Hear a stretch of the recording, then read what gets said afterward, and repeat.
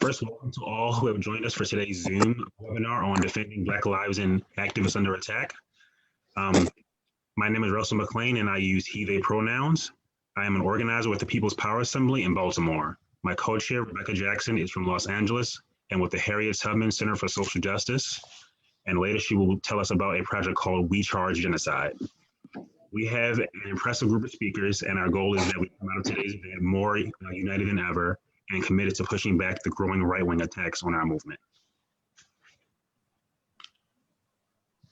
So before I introduce the first speaker, I want to urge all of you to share the live stream from the Struggle Lucha Facebook page. Please just take a minute to go to facebook.com/struggle find the live stream at the top. This title share. Are you muted? Yeah.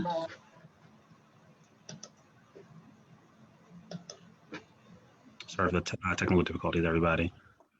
Done. Yeah, 1 second. Why is that happening?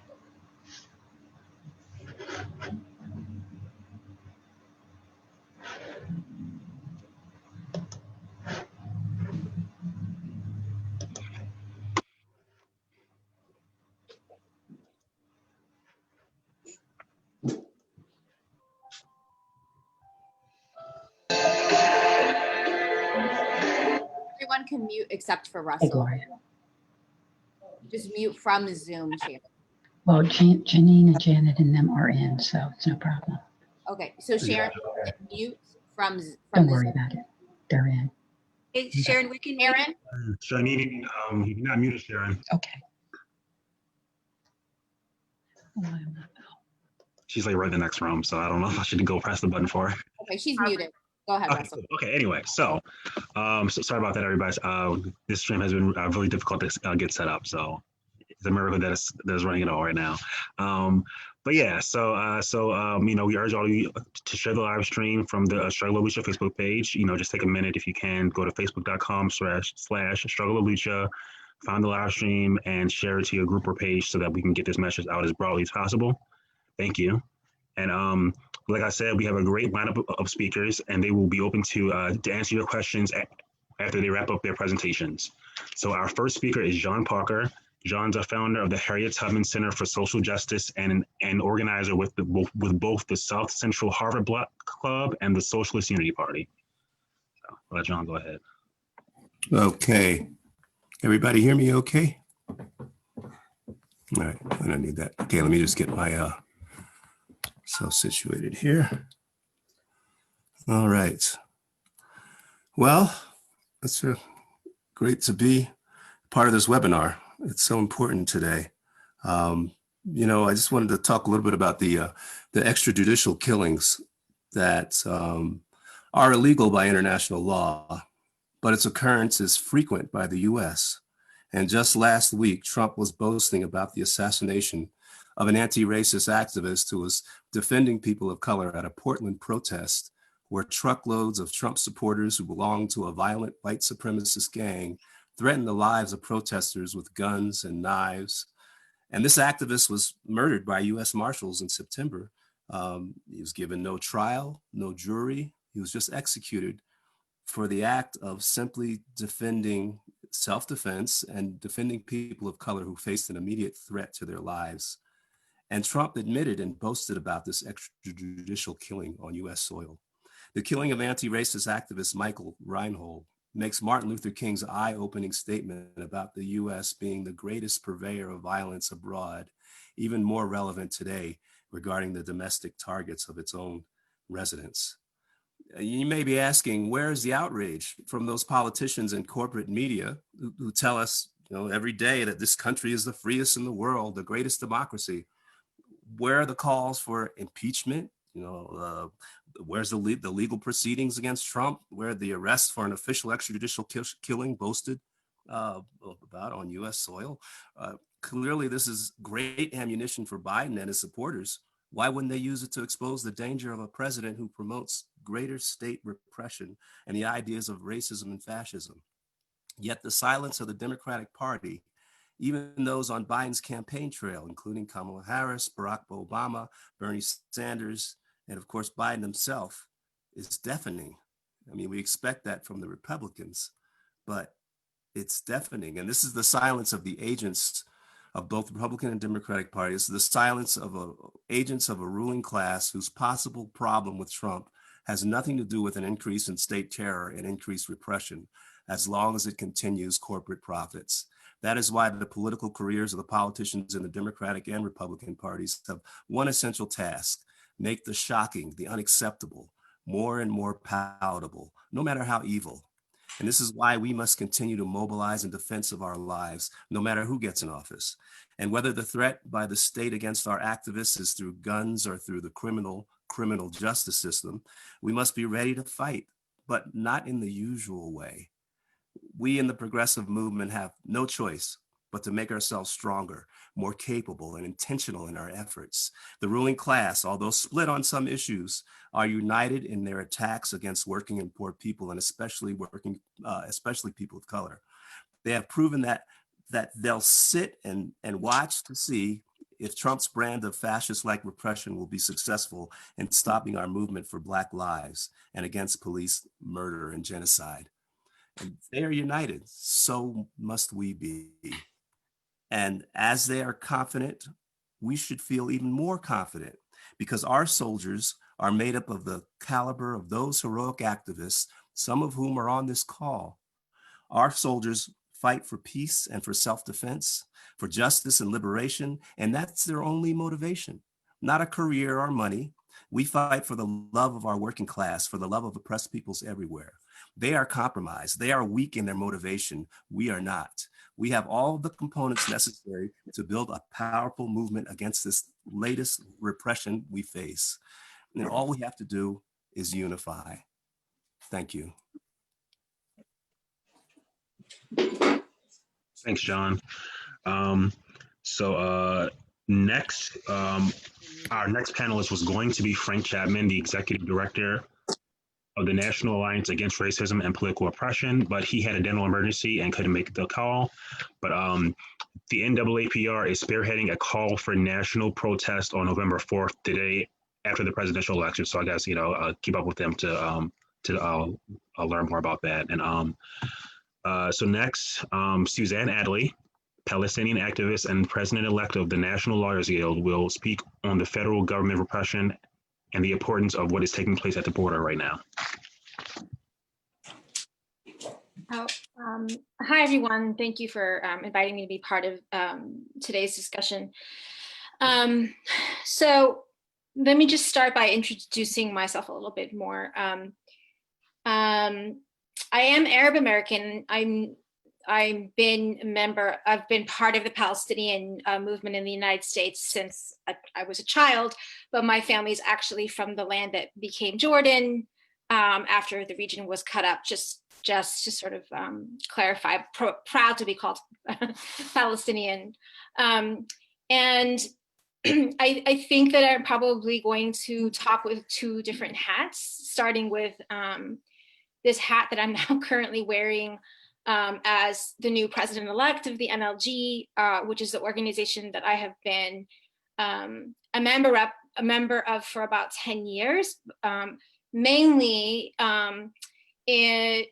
using NLG as a platform for global work, support for Palestinian and other liberation struggles, and now I in this new leadership role, in which, I think this is kind of one of the first public talks that I'm giving since the election, and I think that these kinds of discussions can be very, very helpful for leaders within groups like the NLG to get a better understanding of what is needed, from legal workers in the legal community, and to hear also critiques of that in terms of how they are out there supporting protests and supporting dissent.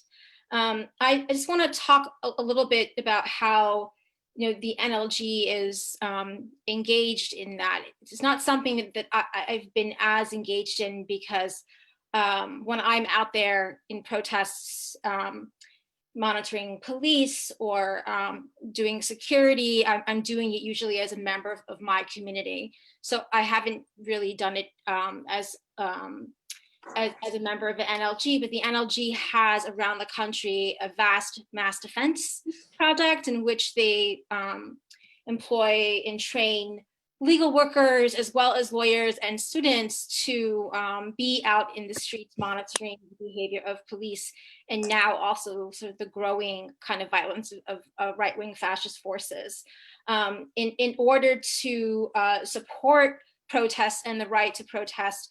And that also includes being on the ground to support those who are arrested, and then also to provide support should they then be prosecuted as a result.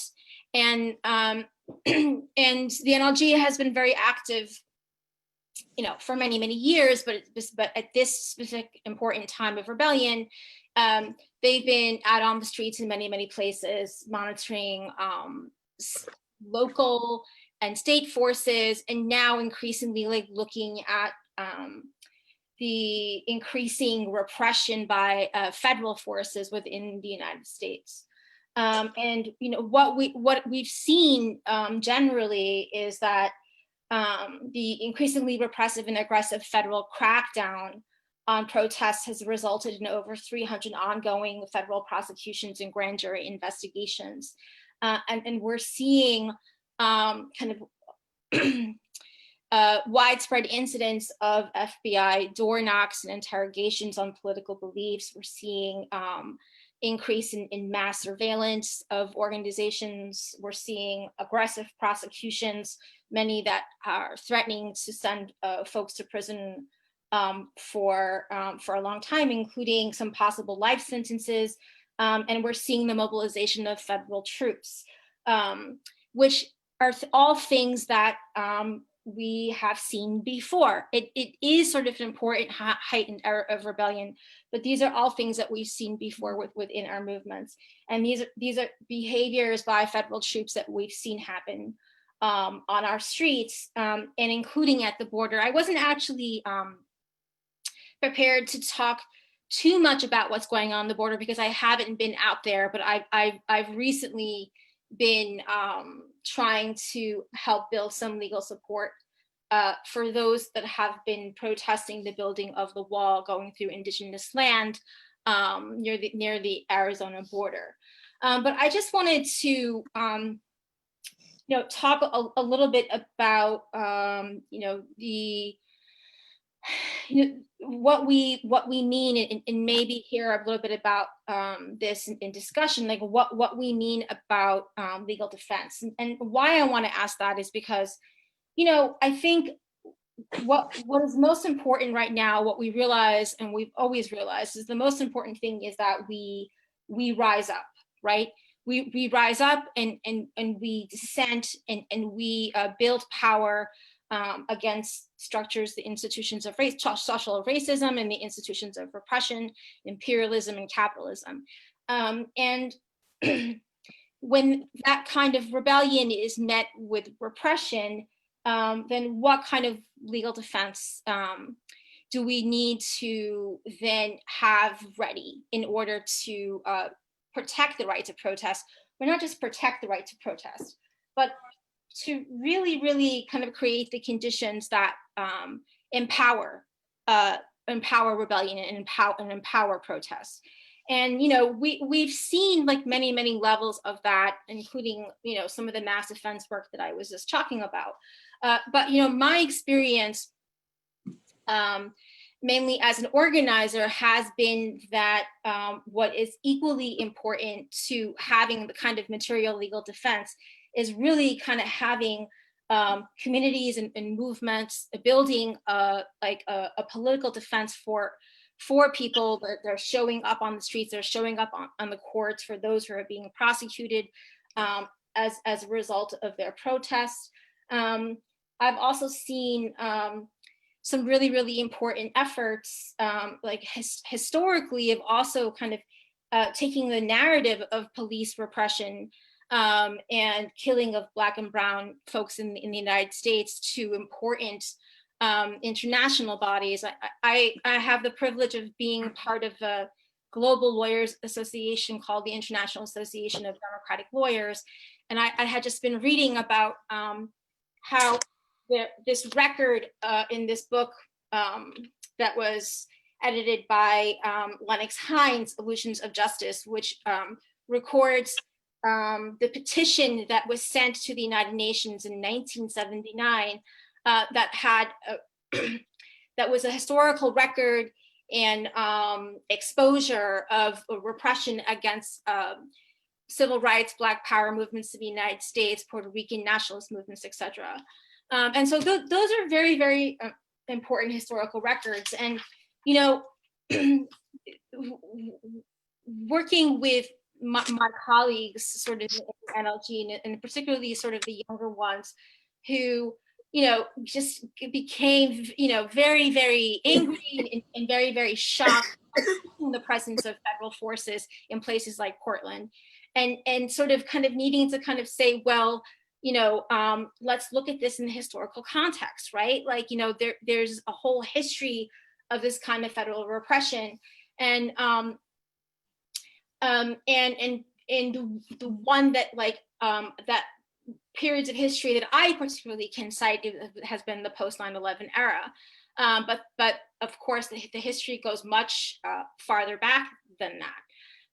And, you know, before I became a lawyer, before I went to law school, I was an organizer for a very long time with a community-based organization in New York called Alday, the Palestine Right to Return Coalition. I'm still a member of that organization. I'm also part of US Palestine Community Network. And I was an organizer for an organization in Chicago called the Arab American Action Network, which is mainly the work that I did for many, many years before deciding to go to law school in Queens, New York. And, you know, in that work, I kind of really was looking, you know, at these like moments of repression, both historical and during the time that I was organizing from the perspective of an organizer, and kind of like what it meant to have the kind of legal and political support that we needed in order to in order to protect our community and to uplift our causes. And I think that, you know, one of the lessons that we've really learned, besides the importance of kind of like building that kind of political support when people are being targeted and being criminalized and being prosecuted, is that, you know, we really need to build a culture of security in all of our movements, and like this historical knowledge of how repressive federal forces, of how police forces have worked, of how immigration forces have worked, of how border forces have worked, are things that like are important to note in order for us to be prepared to deal with the repression that's happening now, and the repression that will come, and the repression that will come because we're going to continue to protest, we're going to continue to fight for our causes, for the liberation of Palestine, and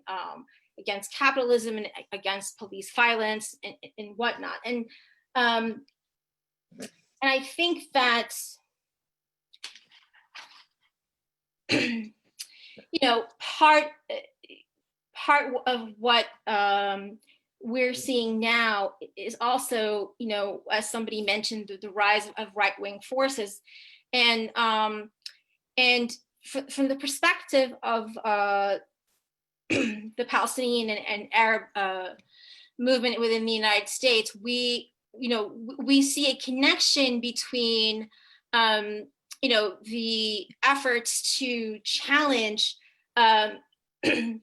white supremacist fascist forces that are sort of gaining power within the United States, and the efforts that we're putting in to also block sort of the violence of Zionism and colonialism. And you know, I just kind of wanted to end by saying that a couple of weeks ago, it was the 35th anniversary of the assassination of Alex Alday, who was a Arab American leader and Palestinian man who had been working for the American Arab Anti-Discrimination Committee out in California. And there was a bombing of his office, which was located in Santa Clara, and he was killed. And the belief is that the perpetrators of the bombing were members of a group called the Jewish Defense League, which is a right-wing sort of violent Zionist organization. There were two main suspects who were never questioned or apprehended, and the two of them actually live today in illegal Israeli settlements in occupied Palestine. And I think that, you know, that is one historical example of how repressive police forces are protect fascism and protect white supremacy, which is something that we're seeing also repeated on the streets today. And so I will end there. Thank you, Suzanne. That was great. Thank you. So our next speaker is going to be Regina Joseph, and she is one of the Tally 19 arrestees. Joseph is a Haitian American activist, president of the Tallahassee Community Action Committee, and district organizer for Freedom Road Socialist Organization. Take it away. Well, I want to thank y'all for allowing me to talk about what's going on in Tallahassee and connecting it to a national stage. It's just been really, really important for us to have as much solidarity as possible. And throughout this whole process, you know, just kind of feeling like less alone, because I know that I have comrades just around the country who are here to support Tally 19 and all activists who are victims of police crimes. So just a little background. Again, my name is Regina Joseph. I use she, her pronouns. I'm the president of the Tallahassee Community Action Committee, and I am also the district organizer for the Tallahassee Freedom Road Socialist Organization. I am on here today because I am a victim of political repression. On September 5th, I, along with 13 other individuals, were arrested in front of the Capitol. This was an event we had planned due to response of recent police killings in Tallahassee, Florida. For anyone who doesn't know, Tallahassee is like 30% Black, like a lot of Southern cities. The history of racism very much stems from like slavery. And so, you know, Tallahassee has those very same just white supremacist attacks that a lot of other cities face. But in Tallahassee recently, we were forced to have a new chief of police named Lawrence Revel. And he also killed someone in 1996, George Little Nuke Williams. He was part of the Alpha Squad. He terrorized Black communities in Tallahassee. And, you know, according to some reports, he had called the mother of George Little Nuke Williams and said, your son is going to end up in a body bag. And they made good on that promise and they killed him. And he is the current chief of police. So it's not at all surprising that since he became the chief of police in December, right after Christmas, you know, obviously did that so that we wouldn't be able to fight against it. 3 people have been killed by the Tallahassee Police Department within a time span of about 2 months.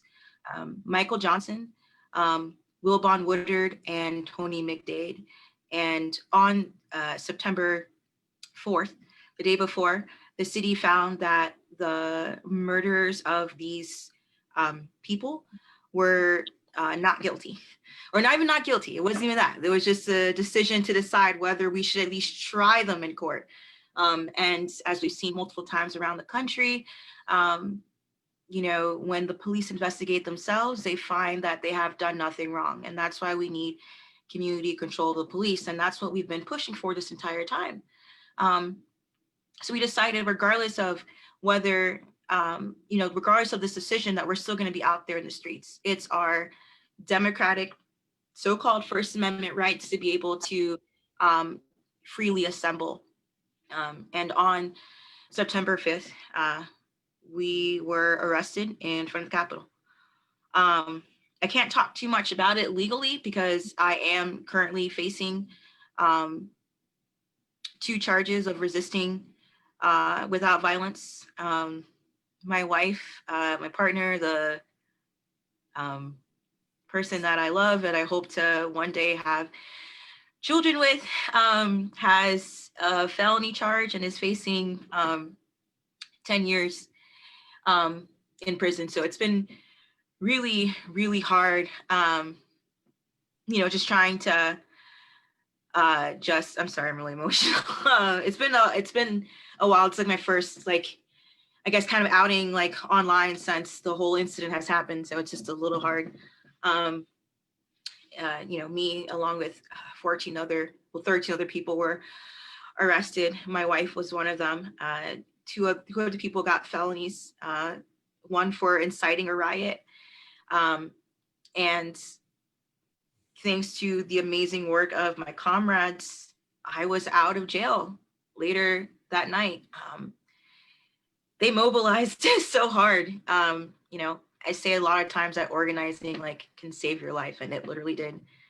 Literally COVID-19 is running rapid in Leon County detention facilities. It's disgusting. There's been like 69 cases of COVID-19. When we were in the jail, I was begging for soap. Cops weren't wearing their masks properly. They're all eating pizza, celebrating that they just arrested a bunch of us, just set us up, not even washing their hands, just nasty as hell, just nasty. But I was bailed out by my friends, by the bail fund, the Free Them All people, a part of Tallahassee, and we all, for the most part, we didn't spend a night in jail except for one person, and we were able to get him out within a couple of days. So that was really amazing. But the anxiety of being arrested and just the trauma didn't end there, because a couple of days later, after we had a very successful rally at the city commission, the police showed up for 2 more people. One person was coming back from the gym and they nabbed her. Another one of my comrades, he was just in his house and they just opened the door, didn't tell him what was going on, and they just snatched him up. And so that was really just hard. And it didn't stop there, because then the next day, after working with the lawyers, and we're really grateful that we've had like a group of like about 8 or so lawyers that are working pro bono, like on all of our cases. The arrest didn't stop there. We had to find the names of people that I didn't even know who they were. Like, they showed up to rallies, but like, we're all wearing masks. Like, we don't really have like the social time they usually do when you have like an event where after the rally you go hang out with people. So there are people that, they told me the name of the people who had a warrant out for their arrest. It's 2 more people. So I had to call people that I've literally never talked to for, more than 2 seconds at a rally. I'm like, hey, you have a warrant out for your arrest. You need to turn yourself in. And there is technically that's why we're the Tally 19. There is a 19th warrant that is still out there. It's a fill in the blank warrant. It was pretty obvious that they were just doing that to scare us. And, that's just been really, really hard. We've been dealing with political repression, and it's not just a thing where you can just read things in a book, in a history book. You're like, oh yeah, this is what happened to these people. Like, I really understand what political repression is and just how important it is for us to fight for the people who are out there, in the streets, to have people like fight for my wife so that they're not going to be in jail for, a felony. And what we really need the most is just as much support as possible. There's a link to the Community Support Fund, which hopefully will be circulated around. People have faced economic consequences as a part of this, mental consequences. A lot of us are being punished for standing up for our rights. And it's just really messed up because of the fact that, you know, TPD has killed 3 people within the time span of a year. You know, Jack Campbell wants to, the state attorney, which by the way, we need to get someone to run against him. Okay. We need to get someone to vote out Jack Campbell in a couple of years. But, you know, it's ridiculous that he's going after us, people who've always had peaceful protests. That's like a thing that we say all the time, like this is a peaceful protest. And Lawrence Revel will tell you that just because you don't break things or put things on fire, that you're not having a peaceful protest, which basically means if you're not following the way that we want you to protest, which is comforting white feelings in the status quo, then you're not being peaceful. And we've had 2 incidences of trucks running through protesters. Jack Campbell did not try any of those people. There is video on August 29th of us at the Capitol, and the police shook hands with a white man with a gun that they knew had a gun. There's videos of them shaking hands with this guy as he goes over to where we are, again, having our protests. You know, we're disrupting traffic, but no justice, no peace. We're trying to make sure that y'all can listen. And so they allowed a gunman to show up and threaten us. He was literally pointing guns at the cops too. So it's obvious that when it comes to the resources that the police have, they can go after Black and Brown and our comrades. They can go after them, but they won't stop white supremacist vigilantes from trying to, you know, disrupt our events. They won't stop the, you know, the police from brutalizing us. They didn't do anything for a missing Black woman, Toyin, who was murdered. Like, we literally organized a search party for her, and the police did nothing, and she was found dead. So TPD needs real change, not just TPD, but Leon County Sheriff's Office, you know, FSU PD, all of those police departments need to be under the control of the people, because we're the ones that protect ourselves. And I just really want, again, just thank everyone for allowing me to be a part of this event, and allowing me to share our story. And please, please, please share your solidarity and your prayers and your thoughts and your actions with Tally 19. Thank you. Thank you, Regina. Yes, that was amazing. We definitely share our prayers and thoughts with you. Thank you for fighting so hard. And, you know, like, I think I speak for everyone on the call, you know, in saying that, like, we're all fighting alongside you. So thank you again. And with that, I want to now turn the meeting over to my co-chair, Rebecka. So take it away, Rebecka.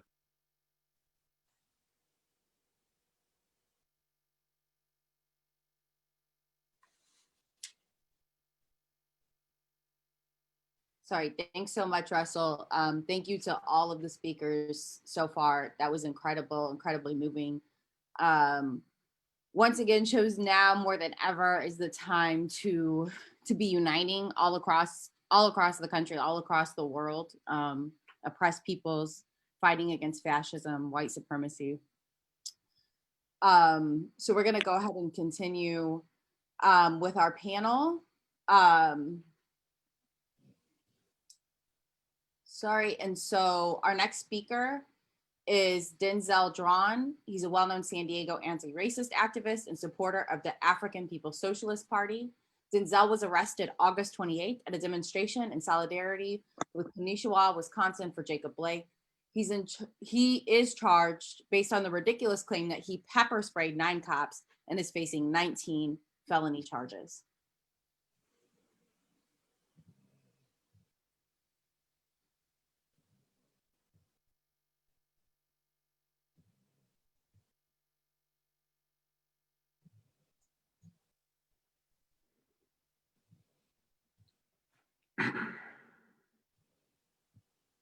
Denzel, you there?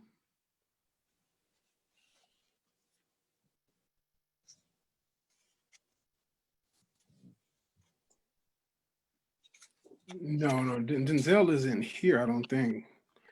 Did y'all need me to say something? Yep, good, that'd be great. Oh yeah, Denzel isn't here. Everybody, I'm Masamela Odom, International Vice President of the International People's Democratic Uhuru Movement, mass movement of the African People's Socialist Party. I want to tell you all about, I guess, the case here in San Diego, also the African Charge Genocide campaign and other work. I begin by saluting Chairman Omali Yeshitela of the African People's Socialist Party, as well as President Kalambai, the international president of MPDM. The ideology of and practice, the theory and practice of MPDM is what's called African Internationalism, which is a theory of the African working class. It is puts forward the idea that everything in the world is knowable and also changeable. This is, the theory that we put into place as well.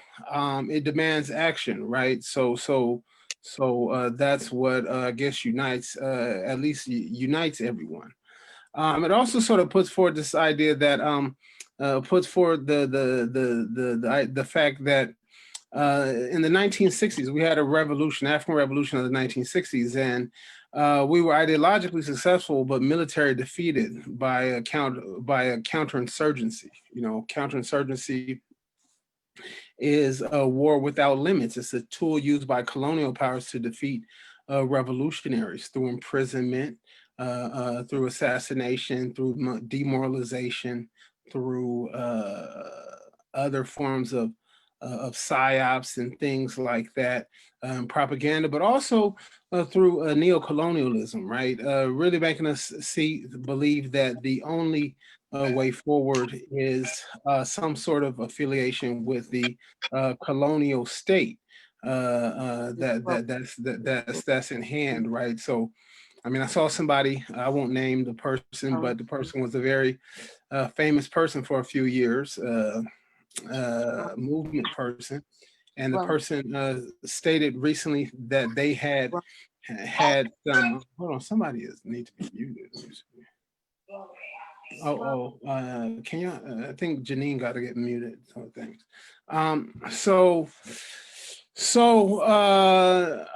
The interesting thing about it is that this person, said that, they had received some white nationalist threats and things like that. And that stuff has been pretty substantiated. But at the end of their tweet, they were like, that's why it's important to vote. And I mean, I don't know how you can vote out white nationalism, especially in a white nationalist colonial electoral structure. If anything, you can use electoral politics as a way to mobilize the masses, meet the masses where they are, and leave no terrain ceded to colonial power. But I mean, you can't vote out white nationalism, and but that's a sort of an ideological contradiction that we seeking to overturn. The main international campaign of MPDM, which Denzel is a member of, they call him a Black Lives Matter activist and stuff like that, but he's a part of MPDM as the International People's Democratic Uhuru Movement. Our main campaign is African Charge Genocide. You can find the petition at africanchargegenocide.org. Everybody can sign up and join it if you want to, send volunteers to be a part of the committees. You can even adapt the campaign for your own organization. So African Charge Genocide demands Black community control of the police. We demand the immediate withdrawal of all domestic military forces from our communities. We understand the police as a military force. Chairman Omali Yeshitela says that in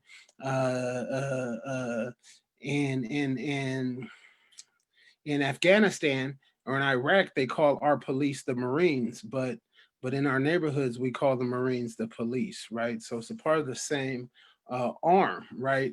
So Black community control of the police, therefore, is the democratic demand, assuming the ability of Black people to mobilize for our own security and to redefine the role of the police so that it no longer functions as an agency that's opposed on us from the outside, a tool of colonialism. So we also say Black power matters, right? You and I know that our Black lives matter, but Black lives can't matter politically until we get Black power. And as we talk about, this isn't just some form of semantics or anything like that. The language that we use determines the ends through which we struggle for. So we say Black power matters. And in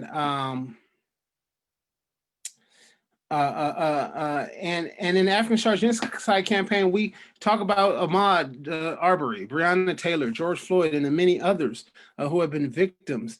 We say that they were victims of colonialism. We don't say that they were victims of racism. So what Chairman Omali Yeshitela says, and this is having discussions, that racism, as you all know, is superstructural, right? It's the ideological foundation of capitalist imperialism. Racism is the concept through which people justify the national colonial oppression of Black people, but we can't struggle against people's ideas. We got to struggle politically. So we can't deny Africans' national identity and dignity, which racism seeks to do. We have to define the system of oppression, the political, which at its political and economic base is colonialism and the colonial domination of African people, because we know that people will use that term racism as a way to get away from struggling to overturn that system. Instead, you got people nowadays taking knees and T-shirts, and you can get Uber Eats for free or whatever, free delivery on Uber Eats. A bundling of terrible movies on Netflix and everything in the name of Black lives and being against racism. But the power doesn't change hands, right? So we demand that power change hands from the colonial powers to the African and colonized people of the world. So let's speak about Ahmaud Arbery. Let's make a couple other points. And then I'll pass it. So struggling, we say fist up, fight back, right? So when Ahmaud chose to put up his fist up and fight back earlier this year against white colonial power of McMichaels and the Bryan gang that sought to lynch him in Georgia, he was fighting a history of colonialism. The solution of anti-colonial struggle. The solution to the colonial violence that killed Ahmaud Arbery is the same solution that torments all of us African people around the world.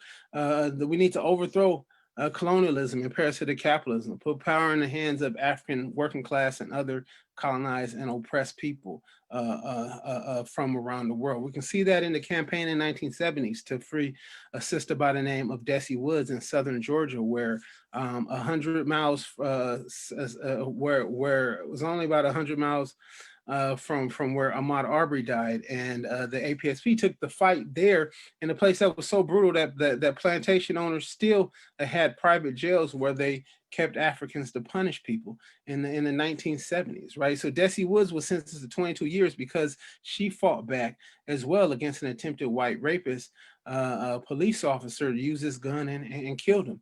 And so like Ahmaud, like Breonna, like George Taylor, she was a victim of colonial violence, and she responded with anti-colonial liberation. Anti-colonial African liberation freed her.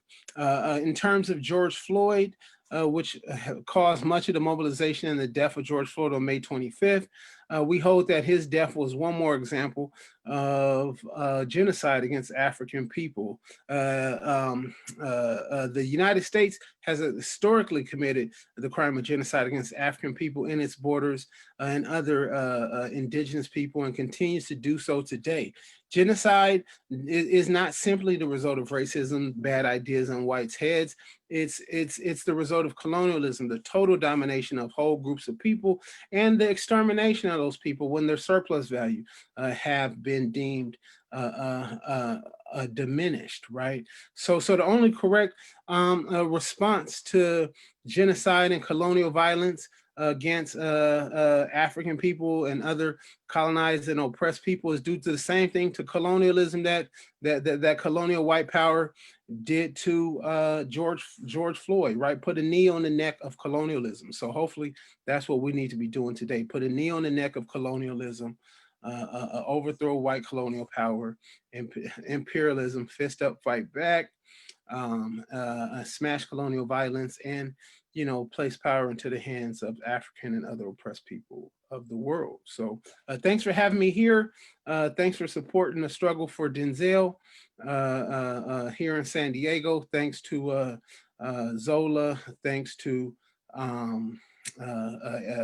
Carl. Thanks to John, Rebecca, Gloria, I see you on here. Mary Lou, I see you on here as well. And yeah, it's good to see everybody. Thank you. That was amazing. And please drop in any links, even just website links. We can stay connected, get more info, stuff like that into the chat. Next up, we're going to keep moving. And I'm very, very honored to be able to call on Janine Africa, Janet Africa, and Michael Africa Sr., who we all know have followed them for years. They're the former political prisoners of the MOVE organization that has been the targets of police repression for several decades, including the bombing of the MOVE house in Philadelphia. We're honored to be able to have them out of the repressive prison system where they were held as political prisoners for so many years, to be able to join us. And of course, we say always free Mumia Abu Jamal. So please, Janine, Janet, Michael, take it away. On the move, everybody. This is Janine and Janet. We are part of the Move 9, and as she was introducing us, we spent 41 years in prison for a crime we did not commit. We spent those years in prison for our commitment to revolution, for protesting, demonstrating, exposing the criminal, murderous system that is still affecting people today. In fact, a lot of the points that people are making, it moves us because these are the very reasons that MOVE was attacked in May of 1977, August 8th, 78, and the bombing in May 13th, 1985, for the very things that people are now being brutalized for speaking the truth. And this is so important because these are the things that John Africa had been exposing way back in the early 70s, but people couldn't see it. But now with all the examples, you can understand why MOVE was attacked so viciously. It wasn't because we were criminals that we were attacking people. This government does not want anybody to stand up against it, to expose it, to dare to have the courage to stand up and expose them and not accept their crimes. And now people can also connect and see why Mumia is in prison. Mumia was attacked, shot, sentenced to die because he, of all the journalists in Philadelphia, was the only journalist that refused to compromise and give biased reports about the MOVE situation. He was the only journalist that stood in the forefront and printed the truth. He didn't print things to slant MOVE's way. He didn't print things to slant the police way. He simply wrote the truth. He put out what MOVE said. He put out what the politicians and the police said. And because MOVE was telling the truth, we came out on top, and it was putting pressure on this government because it was exposing the years of persecution and brutality that this Philadelphia government had been subjecting MOVE to for years. And because Mumia at that time was such a prominent journalist, he was the president of the Black Journalists Association. He had such a reputation as the voice of the voiceless. He was very influential. People listened to him, and the government saw this as a threat and felt like if he influenced people and convinced people to listen to MOVE and learn the truth about MOVE, it would dampen the platform that they built up to exterminate MOVE. And so in their desperation to cover up what they did to MOVE and to keep the message of John Africa, the teaching of John Africa down and away from people, they tried to kill Mumia. The same way they tried to kill MOVE August 8th, 1978, the same way that they dropped that bomb on our family, May 13th, 1985, they went after Mumia the same way. And now, in these days and times, it's easier for people to see and accept this. At the time that this was happening to MOVE, a lot of people had a problem with it because, you know, we've been indoctrinated and raised from babies to see that this government is honest, honorable, heroes. You know, I remember when I was in kindergarten, they would hold up placards with pictures of police and say, this is your friend, you can trust the police. So, you know, this is what's indoctrinated in us from a small child. So it was hard for people back in the 70s to think that a whole city government would conspire to brutalize an organization like they did MOVE. But now, with all of the examples coming up, people can connect the dots and see that what John Africa was saying back in the early 70s is the truth. This government is corrupt. It's not in the interest of people. All it cares about is money. And anybody that stands in this way, they will go to any length to stop you. And these people that are now dying at the hands of the police are not even activists or revolutionaries. So you can see how dangerous this system is, because like John Africa taught us, all you have to do is be available and the police will do the rest. And that's what's happening now. But now people are trying to fight and stand up. And so now they are experiencing what MOVE experienced all those years ago. Just the fact that they are demonstrating their right, their God-given right of defense, their God-given right for equality, they are being brutalized, thrown in jail. And a lot of people had a problem with seeing us as being innocent and in jail because, you know, and back in those days, we were raised, people felt like if you were sentenced in court, then you were guilty. If the police arrested you, then you did something wrong. But now people are seeing you don't have to do anything wrong. John Africa put this out years ago. All you have to do is be available and they will do the rest. These people aren't doing anything wrong. You have the right to demonstrate, to protest against brutality, against injustice, and against racism, and look at what they are being given for standing up for what is right. So, you know, it's a shame that people have to experience this. We know because we experienced it. We were on the front line, the vanguard for many, many years. But this is how it has to be. The fight has to continue. And when you take that stand, you know, take that stand knowing that this is how they're going to come back at you. Because these officials, this government do not care about equality. They do not care about people's lives. All they care about is having the domination over everything, controlling the money, keeping people repressed, keeping people down, and standing on the back of people and making money off of people, hard work and blood, sweat, and tears. On the move. This is Janet Africa. This is why solidarity is so important for everybody, because like we can go back to MOVE, you know, 42 years ago. We can go back and back and back. And the further we go back, we can think about our ancestors and what they had to suffer, the slavery, the beatings, the rape, everything that was done to them. And it is still happening. You know, it's a different so-called reference now, but it's still going on. Racism is more prevalent than ever. It's just a different way. They're doing it very differently. But the thing is, people that are out there on the street, we praise y'all because we need everybody to fight.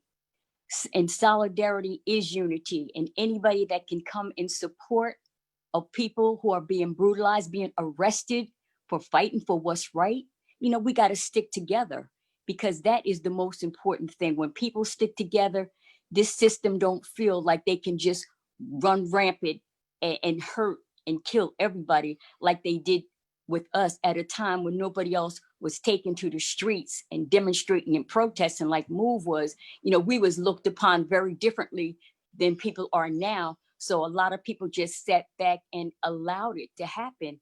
But now people understand, because the same thing is happening to them. And the same thing is happening to them. And John Africa taught us that when oppression oppresses people to revolt, the way of true revolution is to press on with examples of revolution, so that when a people rebel, they will not be discouraged by seeing no way out except to go back to the very adversary they're rebelling against. And that happens so much because we just see the same beatings and killings of our brothers, of our sisters over and over again. I mean, you've seen it. They got away with it at first because it wasn't on film. Then when it got on film, they got away with it then again too. Crystallized example. I mean, they choked that man to death with his knee on his throat and his hand in his pocket, and they dismissed charges. I mean, how long? You know, people have to really realize and see what's going on and feel what's going on. A lot of times people just say they can't believe it, but believe it. We've had our family members, our children murdered by these police because we dare stand up against these people and tell them that they are wrong. And we are fighting to get righteousness. We are fighting to get equality. And for that, you get shot down, you get a bomb dropped on you, get put in jail 41 years for telling the truth about this system. And then they take their strategy and turn it against you to make it appear like you are the one that is wrong. You are the violent one. But meanwhile, George Floyd wasn't hurting nobody. He wasn't killing nobody. But the cops came and, I mean, just murdered him. It was so unbelievable, like la-di-da with his hand in his pocket. And this is the kind of things that people have to realize, that they have to work hard at fighting for justice, not just for MOVE, not just for George Floyd, but for all of life, because this is happening and it's not going to stop until people do something. I will say this. I will say that within all these years, things are getting to people where they are speaking up, where things are being done. And I see it like the example that we was given about the termite that's coming through a piece of wood. When that termite is coming through that wood, you can't see the termite, but when it gets through, you're gonna see it. And that's what's happening now, because people really, they can't take anymore. I mean, how much do you expect people to swallow? They're starting to choke on this venom that this system is just over and over putting on people. And this system is going to be the ones that cause their own demise. It's not going to be the people. I mean, how much poison can a person take? You know, how much death can a person take? You know, they say that they do things legally, but legal is the way that they've got away with doing a lot of things. Slavery was legal, but it wasn't right. And when you protested, fought to be free, they said that was illegal. Now, what kind of sense does that make? But this is the standard of this system, because they want to keep control. They want to keep people coerced and intimidated to do what they want them to do. And this is why they have police in the first place, because police are nothing but a screen for the rich to keep them where they are and keep the poor people where they are. And they stand between and take that brunt, as they see it, for those people that are supposed to have advantage. But look what they're doing to poor people. Look what they're doing to Black people, brown people, people of color. You know, they are killing us right in front of, in front of our face. And then to add to that, slapping us in the face saying, oh, I was defending myself. What's that thing they always use about cops? They felt threatened. They felt threatened. Yeah. Meanwhile, shooting people in the back while they're trying to run away from them. And this is what they have been getting away for years. And people just have to take a look at what's going on and examine yourselves. We're not telling people to get out there and jump out there and fight. We're just telling people to get out there and get your mind to one direction. All right. The direction of trying to make things right, working to make things right. Because John Africa teach us that a revolutionary must be of one mind, driven by one force in one direction. And a revolutionary must understand the advantage of one mind, one force, one direction. And a revolutionary must be willing to apply this principle so that the mind can be set to one aim, the aim of revolution. And this is what MOVE is doing, thanks to John Africa, with not just with people, but MOVE is fighting for all of life, for the air, for the water, for the animals, for the soil, because in order to sustain our life, we need those things clean. We need those things pure. We need to be able to defend ourselves. We need to be able to protect ourselves. And you can't do it with a mind that is confused about direction, about revolution. And this is what MOVE want people to know, that keep your energy source to one aim, to concentrate on making things right, not just for yourself, but for everybody. Because what difference, what purpose would it make if 1, 2, 3 people are right and everybody else is wrong? You know, we are working to make everybody understand the principle of life. Everybody needs to be right. Everybody needs to work to be right, not make separations because of color, because of race, because of religion, but work together as one to make this world, make people, make life a better place. Long live John Africa. Yeah, you know, we understand this, the saying Black Lives Matter. We understand the point, but what John Africa teach us, and we're trying to impress on everybody, all lives matter. And if people would keep that in their heads, that would cut through racism. Because if everybody see each other as equal, then that's how you will treat each other. But as John Africa teaches, as long as you see somebody other than yourself, one another, then you're going to see a difference, and you're not going to treat them the same as you want to be treated. So it's important for everybody to understand that all life is equal.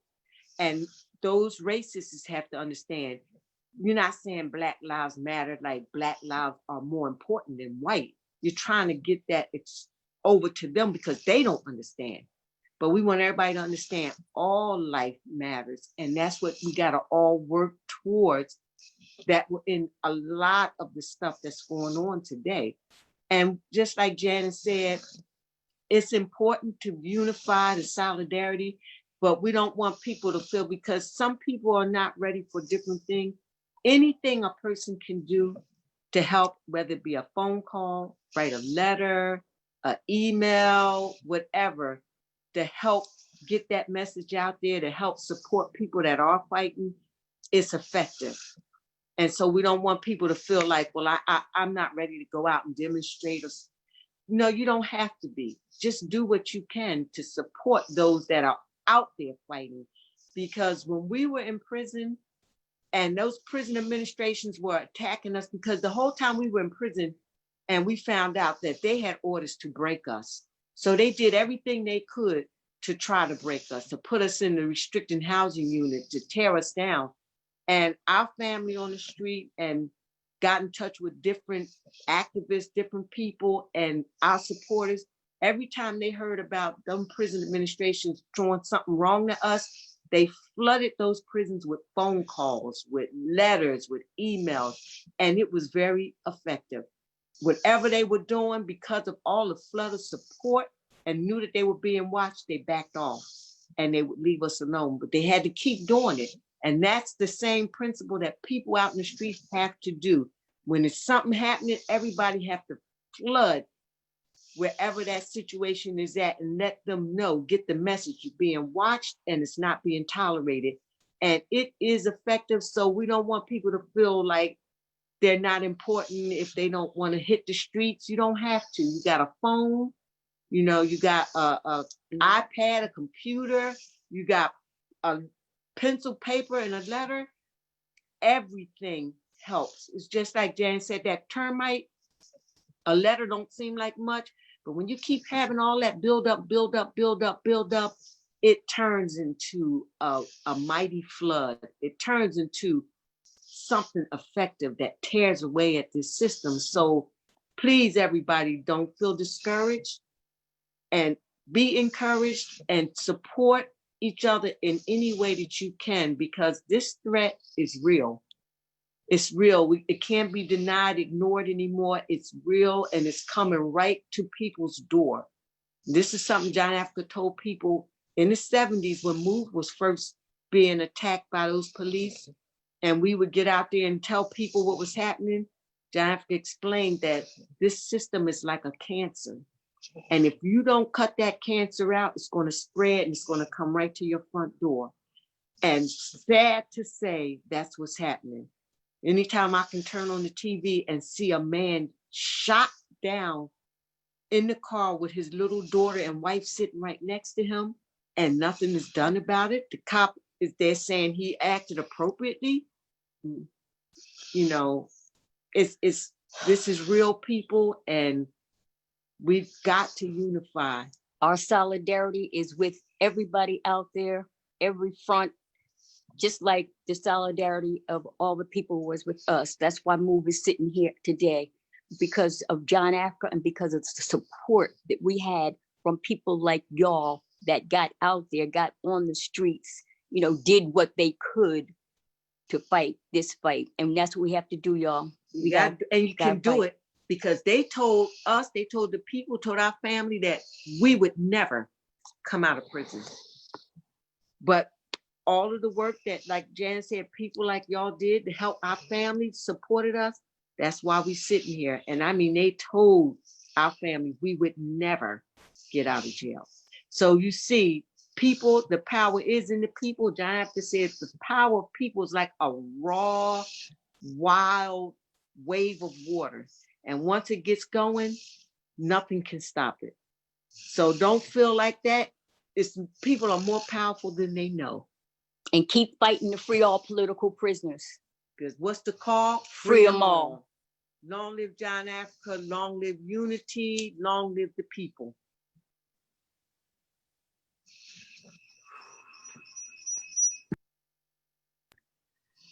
Thank you again. Once again, we have such a huge part of history with the Africa family. We are honored to be able to hear the testimony. Yes, if someone can drop the MOVE website there and start dropping in your questions into the Q&A too. So after our last speaker, if you have any follow-up questions, we can start getting to those. Thank you again, though, Janet and Janine. Once again, so honored to be able to have you here today. So we're going to move on to Zola Fish. Zola is a member of the Choctaw Nation. She's with the San Diego Socialist Unity Party and an organizer with the Leonard Peltier Defense Committee and many coalitions, including the Committee Against Police Brutality and the San Diego People's Power Assembly. So Zola, please take it away. Hi, I'm just giving an update on Leonard Peltier. I think you're still on mute, Zola. No, not on. All right, can you hear me? Yeah. Yep, perfect, thank you. Okay, I'm just here to do an update on Leonard Peltier. Leonard Peltier is a member of the Anishinaabe, Dakota, Lakota nations. He traces the roots of his political activism to the rank racism and brutal poverty he experienced every day as an Indian child, growing up on the Turtle Mountain, Chippewa, and Fort Totten Sioux reservations in North Dakota. I'm sure everyone is familiar with his case. It's important to put the shootout on June 26, 1975 in its proper context and understand that the incident at Ogawa was part of a larger struggle, and it's a struggle that continues today. To understand the gross injustice of the Peltier case, you would have to study thousands of pages of FBI documents that they have on the American Indian movement, which Leonard was a leader of. The struggles in which indigenous people were engaged in the 70s. The American Indian movement was targeted, and Leonard in particular was targeted. But Leonard Peltier is an innocent man who has been locked up mostly in solitary confinement for over 44 years now. He's 75 years old, and he's considered an elder of his tribe and family. Recently, Leonard's unit, which is the elder unit, and it's also considered the kitchen worker unit, went on lockdown, and everyone is being quarantined for 2 weeks because of one of the kitchen workers just tested positive for COVID. Leonard's health is not good, but he says he's feeling okay. As of this morning, he said he was okay. And he has no COVID symptoms. After the quarantine, he said visits will resume with social distancing rules, which means Leonard will only be able to visit with family members who are 18 years or older. So his grandson and great-grandson will not be allowed in. He is also only limited to 2 visitors. Last week, he was denied legal visitation because they couldn't find space in the prison where these visits could be private. He was also limited to only 3 phone calls a week. Happening is the government, the Bureau of Prisons, is using COVID as an excuse to deny Leonard his constitutional rights. Not just Leonard, all the prisoners are being denied their constitutional rights right now because of COVID. It's also inside the prison. He said it was very cold. He was always cold inside the prison. We were able to just get Leonard a winter coat and an extra blanket. They allowed that. There is also a First Amendment lawsuit that the ILPDC has filed, and it's regarding an art show in Washington State that removed all of Leonard's art due to pressure from the Tacoma FBI office. We're suing for his character. His art is beautiful. If you don't know Leonard's art, please go on the website. It's whoisleonardpeltier.org and look at his art. This lawsuit is going to move forward in Seattle in 2021. Lastly, we're just asking everyone to write letters to the White House asking for commutation of sentence on humane grounds. You can call the White House every day. There, you can look up the address and phone number online. We're really out of options. We're trying to get the compassionate release. It was denied for reasons that they said not right now at this time. We're going to try it again, but right now we just need letters going to the White House asking for commutation. Leonard thanks everybody that's doing this, and he's in good spirits, and he wants everyone to know that he's watching us and he's seeing everyone fighting in the streets, and he wishes he was there with us. So I just want to thank you for all that. I'm done, Rebecca.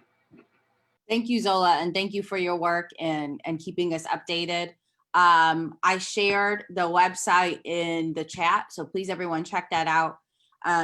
All of our other speakers, please, anything else that we need to be doing, ways we can continue to mobilize to support the efforts and the work that needs to be continued, please put that in there. So I'm just going to quickly touch on a couple upcoming things. that we need everyone's kind of energy and effort going towards.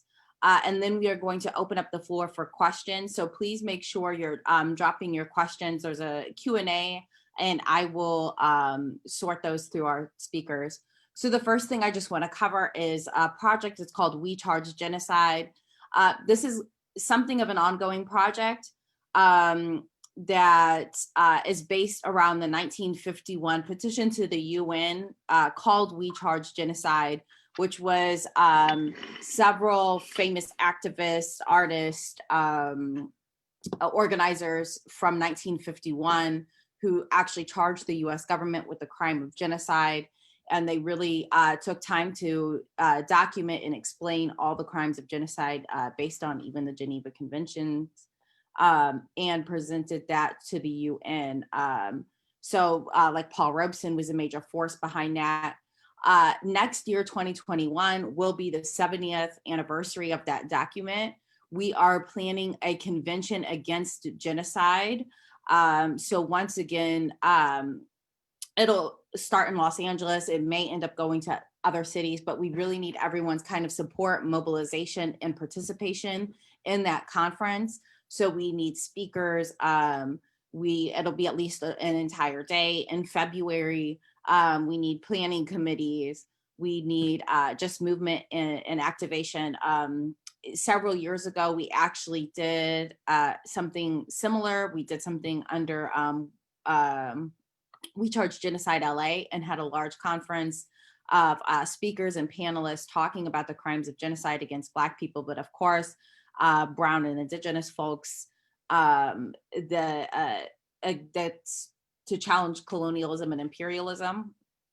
So more information will be coming out, but please start planning for February.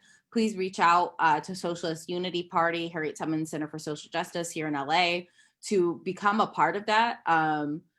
And just stay in touch. We will start planning committees, and we are going to need to mobilize people. We will have an in-person activation, socially distanced, outdoors. But we also, of course, will have that available for digital participation all over the world, and we need you. So the other thing I want to quickly touch on is the November 4th demonstrations.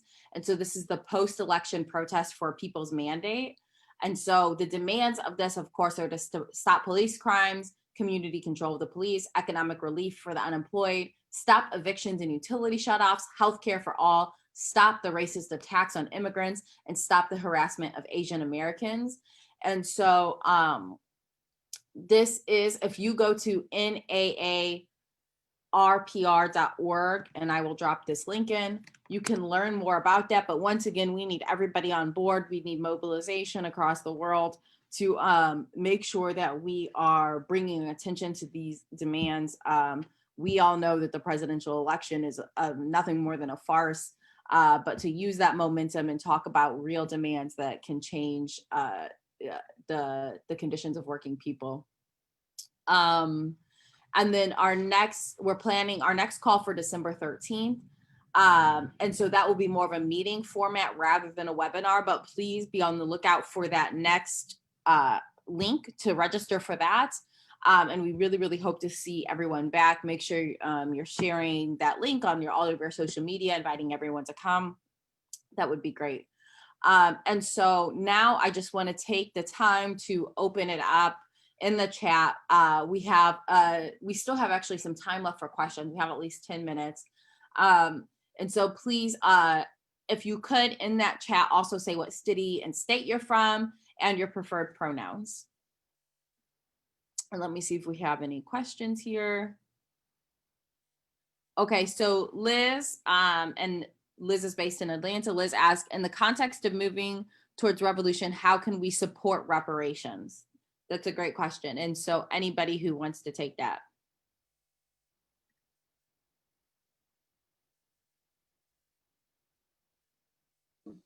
This is Janine, Africa. At one point, the city, not the city, but people were pushing the city to apologize for what they have been doing to move. And you know, we made it clear that even though we understand why they were doing this and what they wanted to get out of it, we made it clear that we didn't want an apology. All right. If they wanted to show their sincerity about correcting what they've done to us and make sure it's never done again, we wanted them to free Mumia. You know, he is unjustly in prison. And if they want to give a sign to us that they want to make an effort to correct this situation, make that the first sign of freeing Mumia. So I feel like in situations all across the board, that this is the kind of things that I feel like people should push for, not so much monetary things, but have these politicians demonstrate through actions of things that the community need, or to correct a situation like with people that they have arrested for demonstrating for what's right, you know, drop those charges, make those kind of efforts to correct their bad behavior, their criminal behavior, and to show people that they are trying to make an effort to resolve this problem that's happening now. And that's how I feel personally, the MOVE organization feel. We didn't want nothing monetary, didn't want no apology. We want action. Action, show us your sincerity by stopping and correcting the wrong that has been done to us. Yeah. Thank you, Janine. I'm going to, there's a question here. Sorry, let me just find it in the chat from Jay Kavanaugh Simpson in Baltimore. The question is, what are your concerns about increased surveillance, especially with the new technology such as facial recognition? And she continues, the persistent aerial surveillance, an issue here in Baltimore. And I do know that that is becoming a bigger and bigger issue in cities across the country. So whoever wants to take that question.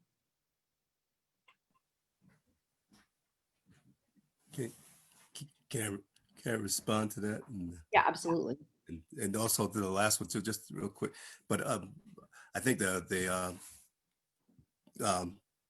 Janine's comment on the reparations is really hits a nail on the head. Put your money where your mouth is. Free Mumia, free all the political prisoners. You know, stop killing our children in the streets. And it just kind of shows that the reparations issue it's on different levels. You know, it's the one is level is to acknowledge that African people are deserve the rights of every other person and deserve to be not killed in the streets and things like that, and recognizing the past of the history of the horror that was that was our experience as African people is a part of that. And then the other part is just the economic thing, just like a union demanding that their workers get paid for work that's been done. We know that the cotton industry was responsible for really the fundamental of the foundation of the profits of capitalism, from the banks that we see all over the world, the Chase Manhattan Bank, the Chemical Bank, to all the different banks, all the huge financial interests. They got their money, and the steel companies and all the major industries got their money from the cotton, from the slavery of producing cotton, and not only in this country, but all in many parts of the world. So there's economic value that's due to the people who created that stuff. So that's another issue of it. And the way we can, I think, to support it is to bring those things up, and to bring up this fact of all of this free labor that is owed to African people, and how we get it, and whether it's through free education or free whatever, that it's an issue of self-determination. The people who face the repression, the insults and the horror should be the ones. I'm sorry. Oh, sorry. Anyway, they should be the ones to decide how that should be remedied. That's it.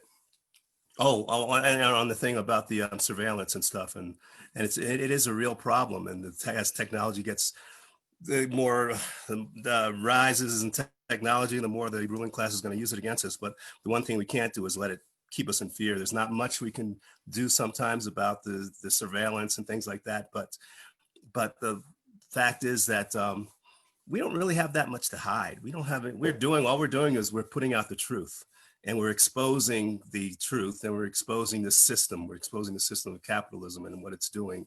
And there's not much that we have to hide. They have to hide. So although there are, things we have to worry about, we can't let it paralyze us, and we got to keep on moving on. Well, keep on, as our comrades say, keep on a move. That's it.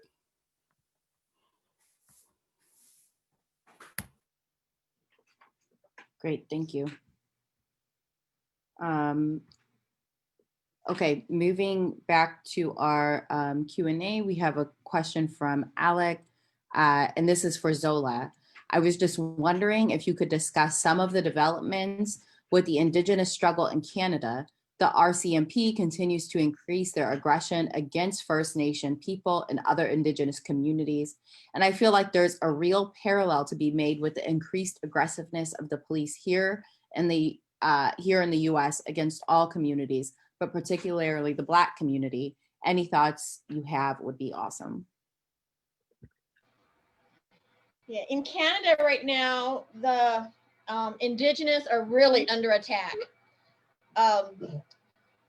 They're putting a pipeline through. There's a few pipeline things going on, but there's so many on different fronts. The missing women, most of the missing Indigenous women are from Canada, but at the same time, the biggest Leonard Peltier support group is also the Anishinaabe of Canada. So I think the more active we get, the more active the police come after us. And right now, the Canadian First Nations are really moving. And because they're really moving, the state's coming after them. And I think that the same thing is actually happening here. We just had 2 activists arrested out at the border wall. We've been occupying space out at the wall so that under the Indigenous Freedom Act, they cannot work as long as we're sitting there praying. So we are occupying space out at the wall so they stop blowing up our ancestors. They're dynamiting 10 feet underground. It's a ridiculous project. We've got proof our ancestors are there. So I'm working with the Kumeyaay right now, trying to get, they served an injunction on us and arrested 2 of our people. The tribe did get them out. They're out on bail. They're out. But we've got to regroup now and go back out and, occupy some more land. I just think that the more we move, the harder they're coming after us. When we're out there, there might be 100 natives out there and 200 border patrol. Armed, bulletproof vests, everything. It's ridiculous, the amount of money that's going out to the border. They have infrared lights and everything. I guess I'm getting off track, but, it's going to be part of it for a while. They're coming after us. Look, a lady came out of her gym. She got arrested. It's just, I don't know what else to do except get arrested and go through the motions at this point. We can't stop. So I guess that's, I hope I answered Alex's question. I'll add to that since we got members in Canada, and Michelle's up there. Some of y'all know Michelle.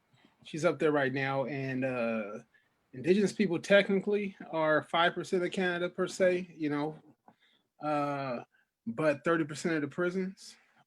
So prisons is that's at least, that's identified and stuff like that. So much of the cities are built just directly on top of treaty land stolen from Indigenous people. As the economy dips because of the oil industry, Indigenous people are really catching hell indigenous people really are catching hell up there. Police killings, but also in the horror movement we call the coronavirus the colonial virus, because it's not individual health choices that's killing people, but the coronavirus is the result of the colonial contradictions under which people live. So so many liberal people applaud Canada as this liberal place with public health care, and they've kept the numbers low, but that's not true of the indigenous people that live in the cities and on rural and reservation territories and things like that. So I mean, it's ripping through the Indigenous First Nations community up in Canada, and the only solution is internationalist solidarity with the Indigenous people of Canada. It's the struggle of Indigenous people for against white power colonialism, white nationalism up there, which has to be the engine for the struggle of all colonized people in Canada, especially and stuff like that. So I know that, like I said, Michelle's doing some outreach up there right now, as is that's really my goal. If I ever, relocate up there. So I think that you're absolutely correct. The Indigenous people, 5% of Canada, 30% of the prisons, even worse for the adoptions, the way in which they still continue to kidnap Indigenous children and for profit and place them, not the adoption, the foster care system. And they kidnap Indigenous children, place them into white families for profit and stuff like that. They place them in these youth offender facilities that they have up there.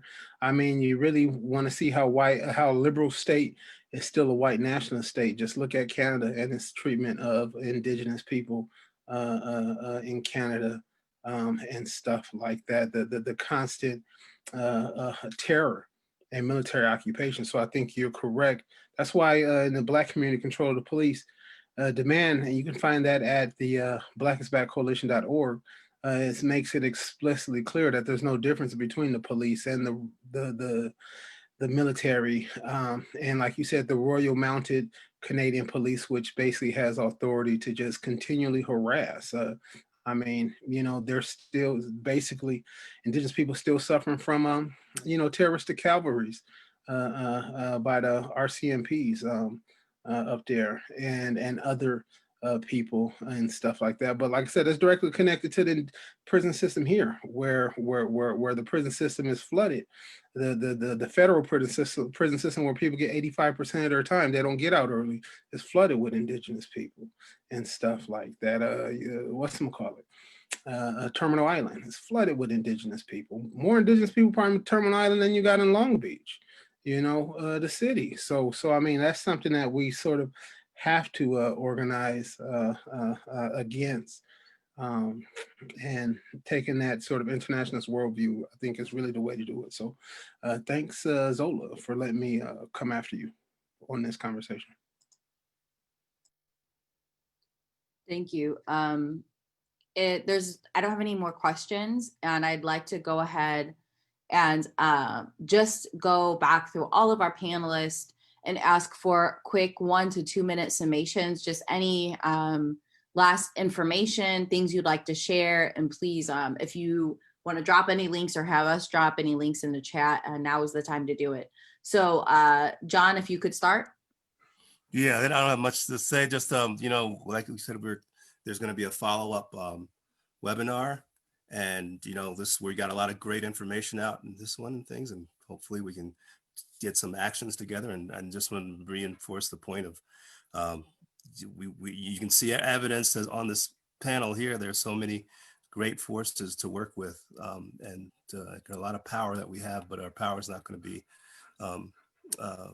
utilized unless we can figure out a way to coordinate our actions and get the rest of the movement to coordinate and see these issues of these attacks against activists as so severe as Janet and Janine were saying. Right now is the time we got to come together and we got to fight these attacks and not be afraid, but fight. And no matter who gets in office, we're gonna have to fight like hell. And there's gonna be a lot of demonstrations after the elections and things like that. And no matter who gets in office, folks wanting to push that agenda, and that's an agenda of survival. That's it. Thanks. Thank you, John. Suzanne? Thank you. Yeah, I don't have too much more to add either.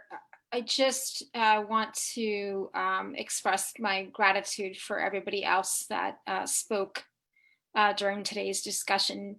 And I just wanted to say out loud some of the other things, some things that were said that I fully agree with, that, you know, we are fighting for liberation, we're fighting for revolution. We need to be able to rise up and resist and challenge colonialism and imperialism. And we have to bring our forces together and understand the situation and how to continue to resist in ways that keep each other safe, whether we're talking about New York, DC, or Palestine. So thank you very much. Thank you. Regina? I want to once again just thank everyone for allowing me to be a part of this panel. As a Tally 19er and someone who is currently facing political oppression, I urge all of you to just support Tally 19, especially those with felonies. We've had a couple of call-in days and we've been able to get a couple of charges, dropped. But there's so much more work that we need to do. Please fight for people like my wife so that we can grow up and have gay kids and all that great stuff. So, or not gay, but yeah, no, yeah, just like, thank you so much, and fight for Tally 19. Keep us in your thoughts and prayers. And if you want to know more information about Tally 19, you can go to the Tallahassee Community Action Committee on Facebook, Instagram, Twitter, email, that's TallyCAC, and there will be updates about Tally 19 and how to get involved, donate to our community support fund, and just support us in any way that we can. Thank you. Thank you, Regina. Thank you. Thank you. Who's it? Maximella? Yeah, go to impedum.org. That's INPDUM.org if you're interested in learning more about our campaigns. There's a campaign called the African Reparations Claim, in which African people can charge the U.S. government and demand reparations. The Africans Charge Genocide campaign, which is important as well. That's what I would say. There's something called Black is Back, the Black Power Blueprint. It's an economic development project in North St. Louis, a community where average African lives off of $5 a day. And we're fighting for the economic development of the community there. So if people were asking about how they can support reparations, you can support the development of the African community in North St. Louis, where they're fighting for jobs, housing for formerly incarcerated people, and community gardens, getting rid of these food deserts and things like that, fighting against gentrification as well. So, yeah. Thank you. Sorry, and move, if we could, if you're still there, Janine and Janet. Yes, we're here. Listen, what we want people to do is please support the political prisoners still behind those walls. It's very important to let them always know that their fight is not in vain, and that people appreciate them, and that people are still fighting to get them out. They need that strength. That's good food to keep them strong. Please, everybody, feed that strength to the political prisoners. And also Ramona, for those that know Ramona Africa personally, she's doing much, much better. She's in intense therapy right now, and she's getting stronger every day. And she did a show called Vice. It's going to be on November the 11th. They say you get on it by going to YouTube, typing in Vice, and the episode, I was there. So on the move to everybody, and support political prisoners. On the move. Thank you. And then Zola. I just want to thank everyone for doing this, and also to talk again about unity. We're all going to get arrested, so we're all going to need to come together. And I just want to thank Janine and Janet, especially. If anyone understands Leonard's plight, it's them. 44 years in prison is too long. Let's free all political prisoners, or let's free all prisoners. Thank you, everyone. Thank you. Zola, I love your matter of fact. We've all been there. Like, just get ready. Get ready to go to jail. Thank you to everybody. This has been inspiring, beautiful. Love seeing all your faces. Wish I could see you all in person, but you know, this is great too. We can at least be connected all over the country. Once again, thank you so much. Please go check out the chat, you know, before we close, to make sure you get all those links. Once again, I'm at the Harriet Tubman Center in Los Angeles. You can go to our Instagram too to stay connected, and our Facebook. It's Harriet Tubman Center. Check out the Socialist Unity Party. Make sure you go to the Struggle La Lucha online paper to stay updated with all of our news links. Make sure you just stay connected via email for the next meeting that's coming up. Reach out to any of us to get up to become a part of that upcoming convention against genocide, and get ready for November 4th. We need all those bodies in the streets. As Zola said, get ready to get arrested. It's an unfortunate reality, and we all just need to be here to support each other. So sending love and solidarity to everybody. See you next time. Thanks so much. On the move. On the move. Love you all. Black Lives Matter. That's Free them right. all. Everybody. Well, Yes. thanks. Solidarity. Best of luck to you, Regina. Thank you. And your future gay kids you're gonna raise are Okay, kids.